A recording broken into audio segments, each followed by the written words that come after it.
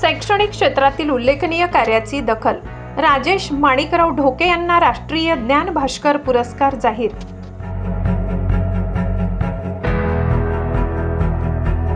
नागपूर.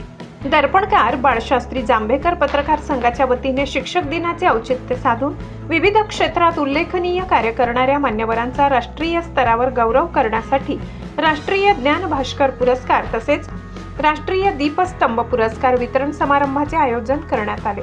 पत्रकार संघाचे राष्ट्रीय अध्यक्ष डॉक्टर महेंद्र देशपांडे यांनी या पुरस्कारांची घोषणा केली आहे.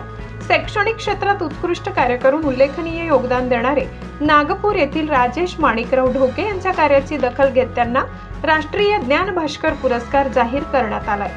शैक्षणिक क्षेत्रातील योगदान, विद्यार्थ्यांच्या सर्वांगीण विकासासाठी केलेले कार्य तसेच सामाजिक बांधिलकीच्या माध्यमातून केलेल्या उल्लेखनीय कार्याबद्दल ढोके यांची या राष्ट्रीय पुरस्कारासाठी निवड करण्यात आली आहे. राष्ट्रीय ज्ञान भास्कर पुरस्कार वितरण सोहळा मंगळवार दिनांक 8 सप्टेंबर 2026 रोजी दुपारी 2:30 IMRT कॉलेज सभागृह गंगापूर रोड नाशिक येथे आयोजित करण्यात आलाय.